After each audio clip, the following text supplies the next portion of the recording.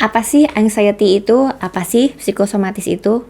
Di video kali ini, aku sama adikku Abika Putri akan membahas lebih lanjut lagi tentang hal-hal itu.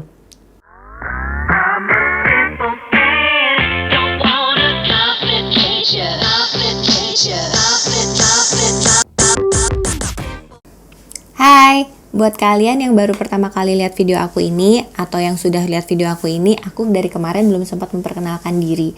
Nama aku Ajeng Ratna, aku ibu 2 anak, dan aku punya hobi ngerajut, punya hobi masak of course, dan punya hobi juga bikin-bikin aksesoris. Nah, aku bikin YouTube ini supaya lebih berkreasi dan berkreatif untuk membagi inspirasi juga kreativitas sama teman-teman yang lain. Terima kasih banyak buat positif feedbacknya yang mampir di Instagramku sama di Instagramnya adekku tentang obrolanku kemarin sama adekku tentang self-healing journey-nya dia. Tapi tolong dong komennya bisa di YouTube aja nggak? Lumayan lah ya, bantu-bantu gitu, bantu-bantu. Nah sekarang ini kita akan bahas lebih lagi tentang anxiety dan psikosomatis sama adekku. Hai Kak. Hai. Hai. Gimana? Kan di sini teman-teman aku juga masih banyak yang belum tahu tentang psikosomatis itu apa, anxiety itu apa. Walaupun kita kemarin udah sempat bahas di video sebelumnya, tapi kan itu kita bahas general. Nah, ini kamu bisa nggak sih jelasin lagi anxiety itu apa, psikosomatis itu apa, dan awal mulanya bagaimana? Karena aku waktu itu juga tidak ada di situ, jadi tidak bisa menjelaskan, saudara-saudara. Awalnya tuh kayaknya karena aku capek sendiri kali ya sama badan aku dan aktivitas. Itu sih yang aku kerasa kayak Nio sama Ken kan jaraknya kan deket banget tuh. Aku inget banget tuh, jadi zaman dulu aku punya gendongan Nio di depan, Ken di belakang, soalnya sama Iya, mungkin aku tahu ada ya. fotonya.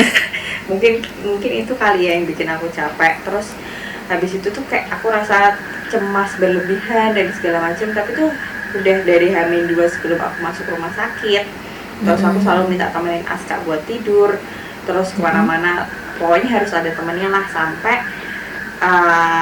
malam-malam tuh siang-siang aku baca di Google, pokoknya aku cari tahu tentang kenapa sih kok aku sakit ini, jadi kayak aku menyamakan diriku sama bacaan yang ada di Google, dan itu sebenarnya nggak baik. Iya, itu nggak baik harusnya. Terus Don't do that. Jadi terus, kalau teman-teman yang lain pada sakit, jangan buka-buka Google, dia bikin stres. Beneran. Nanti, itu pengalaman pribadi. Iya banget. Pengalaman pribadiku juga. Terus habis itu lanjut. Si Aska kan kapan itu lagi nemenin Otong, lagi nemenin si anjing lagi ngasih makan. Si Otong, anjing lagi ngasih makan. Terus malam-malam tuh aku kayak ini ketakutan, terus aku keluar manggil dia, yang temenin di kamar, aku bilang gitu kan. Terus habis itu tiba-tiba aku di situ kayak paniknya bener-bener panik banget, sama yang deg-degan. Habis itu si Askanya juga panik karena badanku juga udah biru, keringat dingin. Akhirnya ya udah ke rumah sakit. Nah di rumah sakit tuh kayak gak disuruh malah disuruh pulang sama dokter karena nggak apa-apa, kamu tuh nggak apa-apa. Tapi emang aku kayak di eko. Jadi waktu pas dicek tuh ternyata kamu nggak kenapa-kenapa. Alhamdulillah banget nggak kenapa-kenapa.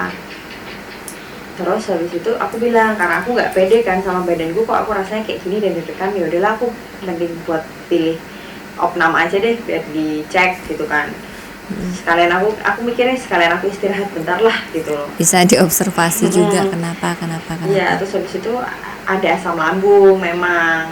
Ya itu kan bisa juga mancing buat deg-degan kan. Nah, iya, betul. Ada hubungannya. Aku cuma bentar kok di rumah sakit, terus besoknya disuruh pulang. Alhamdulillah udah boleh pulang. Nah, pas pulang itu mulai aku stres karena mungkin aku trauma juga kan. Trauma dari malam aku deg-degan itu, terus habis itu malam aku ke rumah sakit, itu semua tuh kayak campur aduk gitu loh, Mbak. Dan pada akhirnya aku jadi seminggu itu setelah pulang dari rumah sakit bisa 3 kali itu bolak-balik ke IGD cuma buat cek detak jantung, karena aku ngerasa aku nauzubillah sakit jantung gitu loh. Jadi benar-benar takut, kepikirannya ke situ. Gitu. Terus kemudian karena aku nggak bisa tidur juga sama 3 hari setelah kejadian itu, akhirnya menyarankan untuk ngajak aku ke psikiater, soalnya ngeliat keadaanku kayak gitu kan. Kita kan juga buta kan, nggak tahu apa-apa. Iya, itu kenapa sih gitu. Gitu. Nah akhirnya di psikiater aku dibilangin kalau itu namanya panic attack. Seperti yang udah aku jelasin di video kita sebelumnya kan, episode Sebelumnya kemarin. Kalau itu panic attack namanya. Terus aku dikasih lah Oh gitu. 3 obat sama si psikiater itu. Nah kalau panic attack sendiri itu gejalanya apa? Deg-degan, cemas, Iya, kayak gitu. deg-degan, cemas, terus habis itu keringat dingin, otot tegang. Kadang malah juga kayak bingung nafas juga, kayak yang gimana sih Mbak? Engap gitu ya? Gitu. Terus habis itu itu namanya panic attack. Nah, terus habis itu kalau anxiety disorder sendiri dari pengalamanku ini dan sepengetahuan adalah anxiety disorder itu udah masuk ke gangguan mental karena dampaknya juga sangat ke mental kan. Maksudnya gimana ya? Kalau misalkan aku ini kan udah terlalu intens nih si panic attack-nya karena udah terlalu apa ya Mbak, kelamaan kan, seminggu lebih lah itu aku tuh terlalu sering deg-degan. Karena kamu udah terlalu sering deg-degan, gak karuan, tiba-tiba kecemasan yang rasanya berlebih, cemas dan segala macam itu. Iya, anxiety itu kan juga cemas berlebih kan. Nah itu dia, itu udah masuk ke gangguan mental karena apa? Aku udah nggak bisa ngurusin anak-anak. Aku isinya cuma ketakutan dan ketakutan, nggak bisa ngurusin Aska juga gitu. Itu udah masuknya ke gangguan mental. Nah habis itu apa namanya, kalau panic attack sendiri nggak selalu anxiety disorder, ngerti nggak? Jadi panic attack itu bisa sendiri, panik kamu ya bisa panik deg-degan gitu. Orang-orang pada umumnya itu juga bisa ngalamin panic attack. Tapi kalau anxiety disorder itu pasti panic attack kah? Iya, rata-rata gitu. Dan anxiety disorder juga dipacu sama tadi asam lambung atau GERD itu yang biasa kita kenal gitu. Tapi aku itu berhubungan banget ya, GERD, anxiety atau anxiety, GERD. Iya, itu berarti semua ada dari pikiran juga ya. Dan aku kan juga masuknya kan ke psikosomatis kan Mbak, yang aku juga jelasin di video sebelumnya. Psikosomatis itu apa sih? Psikosomatis itu kayak sensasi-sensasi baru sakit aku mau nanya, di tubuh. psikosomatis itu apa sih? Udah kamu jawab. Pintar banget kamu. Memang.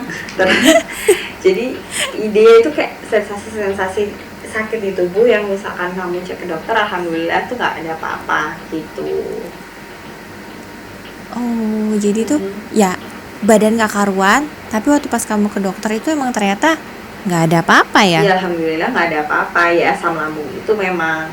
Terus nah bedanya psikosomatis itu sama sakit beneran?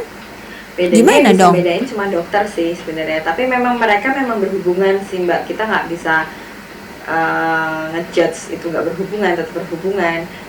Karena psiko kan pikiran, soma itu tubuh, jadi memang pikiran berpengaruh ke dalam tubuh kita juga.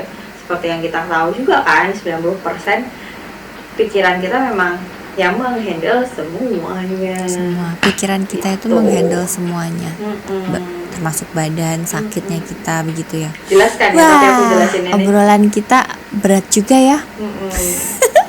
Berat, kita istirahat dulu yuk Kak. Ya? Nah teman-teman, ternyata kita tuh sebenarnya niatnya mau bikin satu take aja gitu loh. Ada beberapa pertanyaan kemarin dari teman-teman yang kita mau bikin satu take, tapi ternyata obrolan kita ini makin dalam dan semakin serius untuk dibahas. Nah untuk kali ini kita bikin part 2-nya ya, karena Pak Sutradara juga udah bolak-balik bilang durasi. Oke, see you. Ketemu lagi nanti kita di part 2. Tunggu aja ya, jangan kemana-mana. Dadah.